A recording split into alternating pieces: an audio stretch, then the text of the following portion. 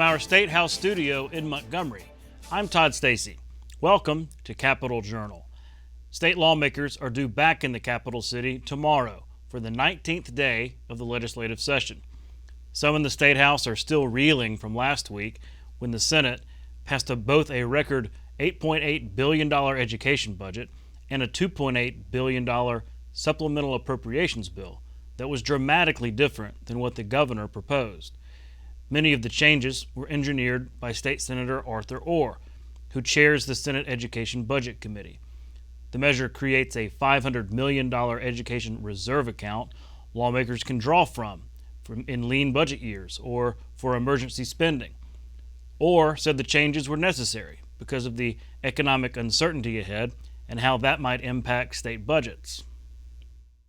We ended up taking $500 million and putting it in a savings account. If you look at the business press, they're all predicting an economic slowdown. That means revenues will drop off. We're already seeing that in our income tax rates, or income tax returns. As far as the filings that we got, we've seen a drop off over the first 7 months of this fiscal year. Year over year, we're down already on income taxes. So the point being, we see a slowdown in the economy. We believe we need a savings account to be able to continue the important programs that require additional funds each year, like the Numeracy Act, the Literacy Act, the salary matrix for educators. We need to keep that growth going to spread across the state, and that's the reason we wanted to establish that savings account.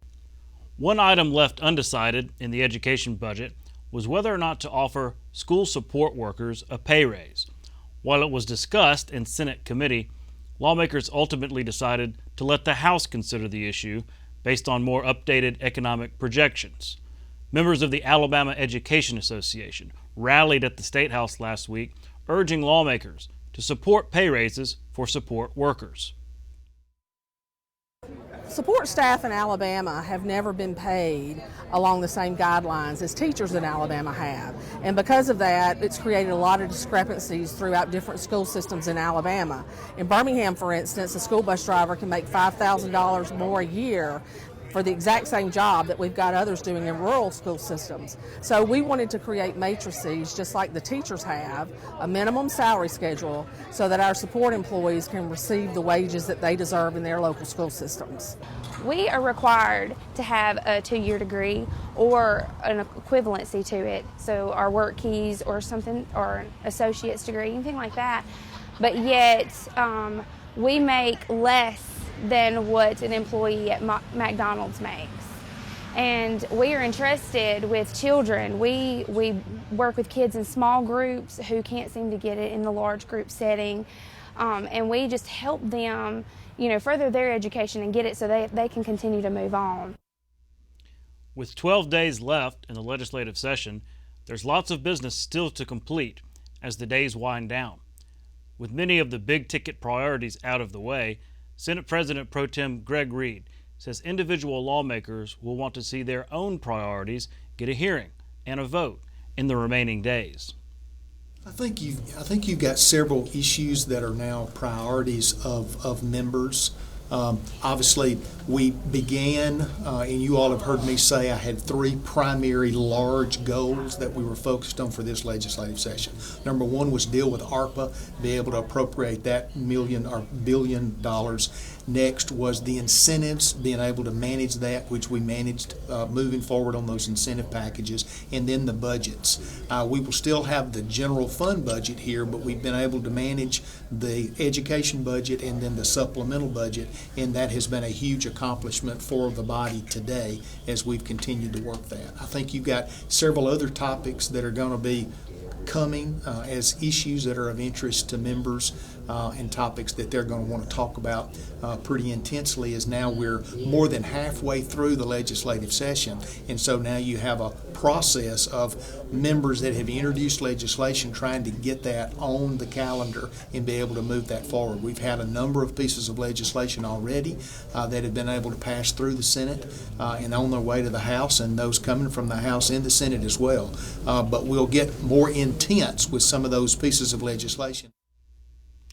May is Mental Health Awareness Month, It's a reminder to prioritize our own mental health, that of others, and policies that promote better outcomes. At a recent event promoting what the State Department of Mental Health is doing to encourage the public to address their mental health needs, Commissioner Kim Boswell shared some poignant thoughts for those still dealing with the tragic mass shooting that occurred in Dadeville nearly a month ago.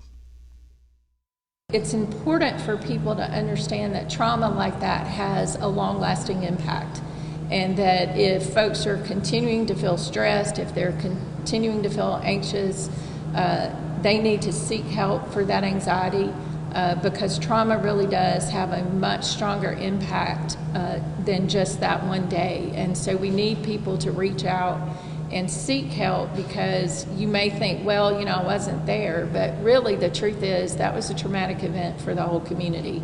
And there are first responders, there are people at the hospital that really need our help. And so our community mental health centers have really reached out and offered those services not only to the families, but also to the first responders who were there taking care of those individuals as they came into the hospital.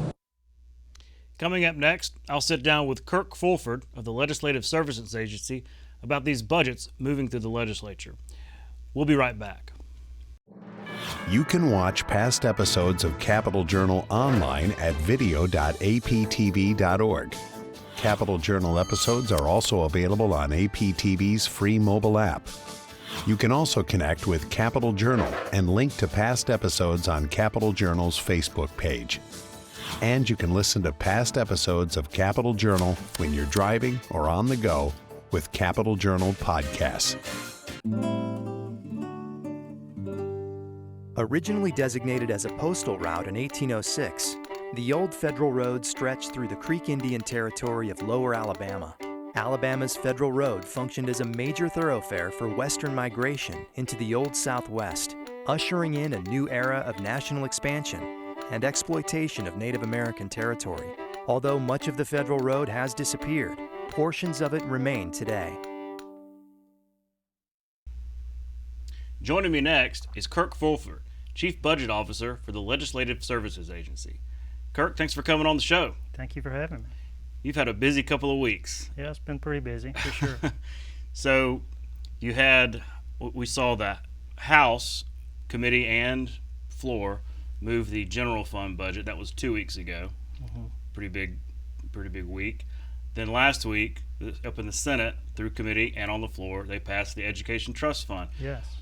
And both of these budgets traveling with really big supplemental spending bills. So just a massive amount of money and revenue and spending passing through the legislature.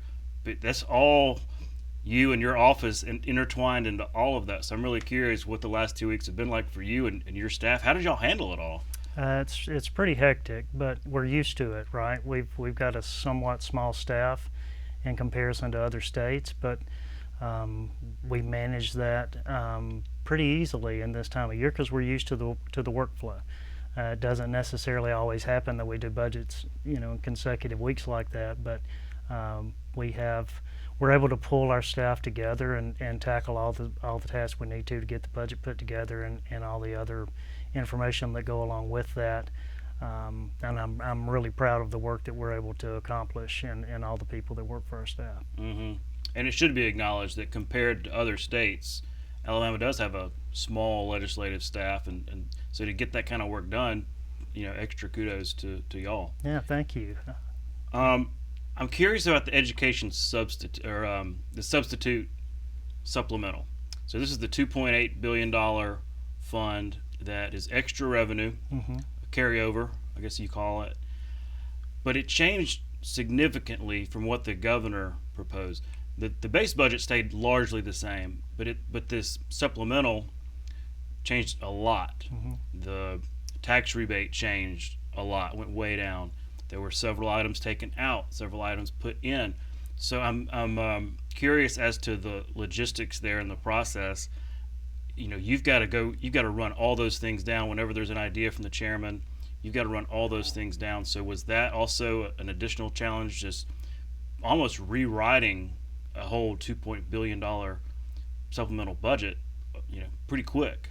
Yeah, the supplemental bill itself is not that difficult to write. It's a matter of just making sure that we get all the numbers aligned. We knew how much money we had to spend, and making sure that all the numbers within the document aligned with the amount of money we had available to spend. What the members decided they wanted to do and how they wanted to do it is really not my concern or not our concern when we're putting that together. We're just trying to make sure that all the numbers add up at the end of the day. And obviously our members had a different set of priorities and a different way to look at it than the governor had when she sent the supplemental bill over. Sure. Let's talk about this education savings account. This is what Senator Orr and his committee decided to move a lot of what was going to be on the tax rebate to this education savings account. I say education budget savings, revenue savings account, not the ESAs, but $500 million. This is he described it as a fund, a rainy day fund of sorts that could be used if in future budget years the revenue is not what we expect. But it has some different rules and everything that apply to it, maybe a little more flexibility than your other rainy day funds that require declaring proration or a vote of the people. Yeah, so that was the main reason to establish a second reserve fund. The budget stabilization fund that's in place right now can only be accessed if there is a proration event. We haven't had proration since 2011 in the education budget. It does not contemplate or allow withdrawals from that fund for revenue slowdowns or for addressing emergency needs. It really can only be withdrawn in the event of a proration. And so this new savings account has a different set of parameters in it. This can be accessed to offset a reduction in revenue. It can be accessed to pay for emergency or unexpected expenditures, and to address some future one-off type situations that might address themselves in both K-12 and higher ed. So it's more flexible. It's more of a, consider it more of a liquid way of accessing reserve funds. And that's the budget stabilization. The budget stabilization fund, like I said, can only be accessed for proration. We do have a rainy day account, same process. It has to be accessed, can only be accessed to offset proration, and we have to pay that money back. So this is a liquid reserve fund that can be used for more things than just to offset proration, and certainly provides an opportunity to address other needs as we get down the road and away from this abnormal growth pattern that we've seen in the education budget recently. And were there also some changes to the rolling reserve process? There is a bill that would change a couple of items within the rolling reserve, one of which is creating this new reserve fund. Another is to address some ambiguities in the law to try to make sure that they're clear, and to also set the process going forward about how we transfer money into these funds, as well as establishing what the expenditure level can be. Right now we have a education cap that we can't spend over, but given the last 2 years of exorbitant growth, the starting point to calculate that cap is so much higher than what it would be if in a normal growth situation, that it sets a number that's so much higher than what the legislature and even the governor, based on her recommended budget, are willing to spend to, because it would require a continuation of this exorbitant growth to be able to spend at that level. So this is going to set a floor that would be in place going forward, so that you wouldn't have any situation where you wouldn't know what you were going to spend. Last year, the past couple of years, we had a cap, and the budgets that were enacted, we didn't spend to that cap. So it was a matter of priorities of what that number is going to be and how far down or away from the cap do you get. This is kind of going to formalize a different approach to looking at that, but it's still going to establish the maximum amount that could be appropriated in any given year. Okay, let me see if I understand you correctly, and the audience too, because this is pretty complicated, but the cap is based on that average, and so the whole idea is we don't want to spend, even if it's a terrific budget year like it was this past year, revenue year, we don't want to overspend because we don't know what's going to happen in future economies. But maybe that cap is not exactly where it should be to allow for, look, I mean, we've had several years of pretty great growth. Is that a fair way to say it? And what would the change kind of be? It's a fair interpretation. So in reality, the calculation of the cap is based on the prior year's actual receipts. That's the starting point. And then it's adjusted based on a 15-year average of receipts.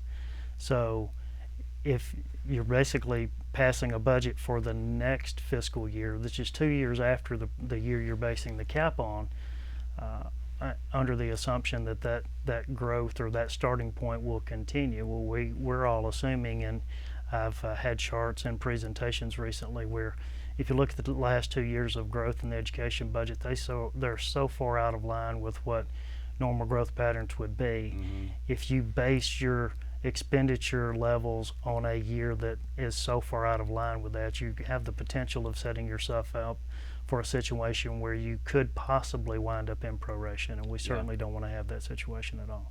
That was the whole point. That was the whole point of the act in the first place. Yeah. I was in the early drafting of that, and certainly want to make sure that we get this right for the future. Mm-hmm. Well, speaking of that, I mean, let's talk about that economic outlook.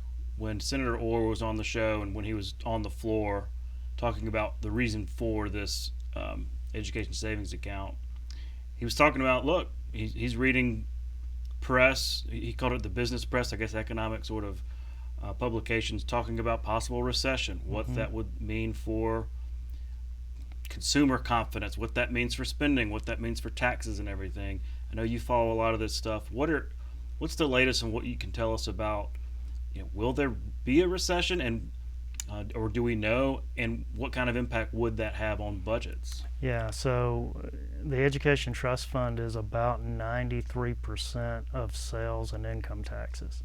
Those are the two revenue sources that respond very quickly and dynamically when changes occur in the economy.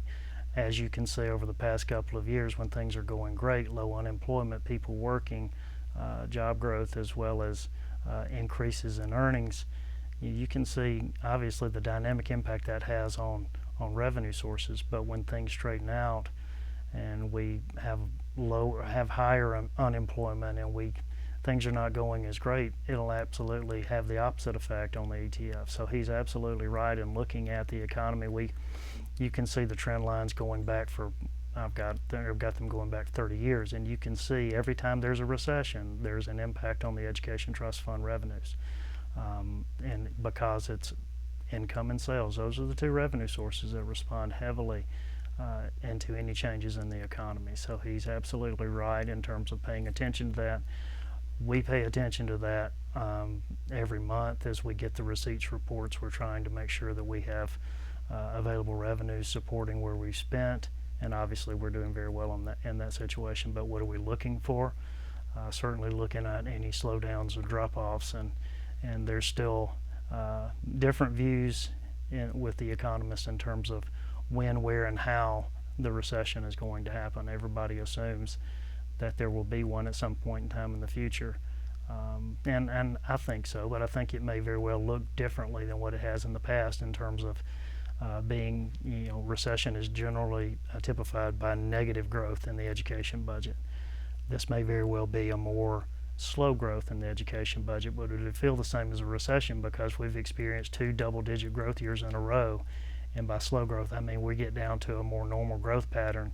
It'll feel like it's been slowing down, and it will look like it's slowing down, but it'll just be a more normalization of the normal revenue streams of the budget. Mm-hmm. I hope that's the case anyway. Nobody's anticipating it being any worse than that. Now on the general fund, it's a different animal, right? So fees, insurance fund, but also the biggest online sales tax. That, and so those are ongoing good revenue streams. But right now, what's driving the growth in the general fund is interest on state deposits. People overlook that a lot. Yeah. There's about $200 million in growth in the general fund for the current fiscal year, and it looks great, and it's double-digit growth. 160 million of that is related to interest on state deposits, which is a direct relation to the Fed's actions over the last year as far as interest rates. And based on the last jobs report, the anticipation is that's going to continue to go up at least in the next month or so. So the positive growth there is going to continue, but it looks good and it sounds good and it'll make everybody feel great about the general fund, but that's not necessarily something that you need to look at and think's going to be continued, because as soon as the Fed thinks they've got inflation under control, they're going to lower the interest rates possibly quicker than they increase them. And in that case, that revenue source is going to go back down as quickly as it went up. So we do have other growth revenue sources in the general fund. Right now, they're on track to produce the average growth that we're seeing in those revenue sources, but this interest on state deposits is what's driving everything at the moment in the general fund. That's interesting. While I still got you, wanted to ask about this proposal on eliminating, or really I guess cutting in half, the sales tax on groceries. There are a handful of bills out there. Obviously this issue's been around for 20 years or more, but it really seems to have legs this year. And the politics aside, and really the policy aside, ultimately you're talking about a reduction in sales tax and what that would mean. That would have a budget impact, if not in the immediate future, certainly down the road. Talk about that and what your conversations and consultations and advice have been like to lawmakers when they bring up this complicated subject of wanting to cut the grocery tax, but also not wanting to really cut into the budget too much. Mm-hmm. Yeah, so obviously sales tax is an education trust fund revenue source, and it's like I said earlier, it's one of the biggest revenue sources. The sales tax on groceries, if you eliminated the full amount, would be about $600 million. This is obviously only going to reduce it by 2 cents of the 4.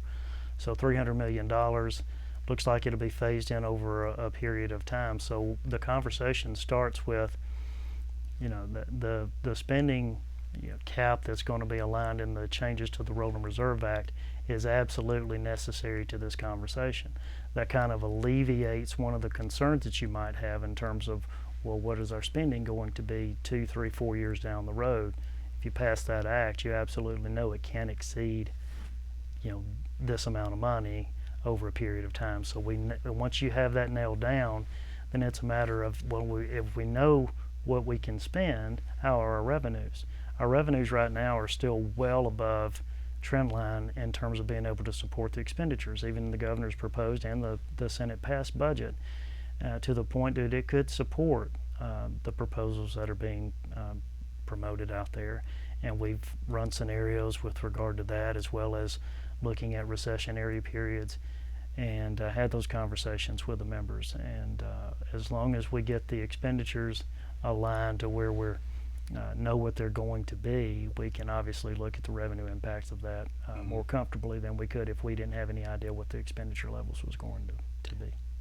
And I wanted to clarify one thing, because I know they've got this, what they call guardrails on this proposal, where there has to be at least 2% growth, I think, in the ETF in order for these sales tax on groceries to kick in. But I was curious if, down the road, 5-10 years down the road, and we didn't have 2% sales tax, would the grocery tax go up suddenly? No. There is no mechanism in the bill to allow the tax to go back up. There is just a mechanism to allow it to go down. The first one doesn't require 2% growth. It's just a cut beginning September of 2023. Subsequent cuts would be dependent upon that 2% growth, and if possible, it would be lowered by another 1%. Obviously, if we hit a year at that second adjustment period when it doesn't have a 2% growth, or we can't show that it had a 2% growth in the previous year, then we'd have to look at it again the subsequent year. So it's going to be a look back period until such time as we have enough growth to be able to support both cuts. But there is no mechanism in place for it to go back up once it goes down. That's something good to clarify. Well, Kirk, thanks again for coming on the show. There were lots of budget things going on.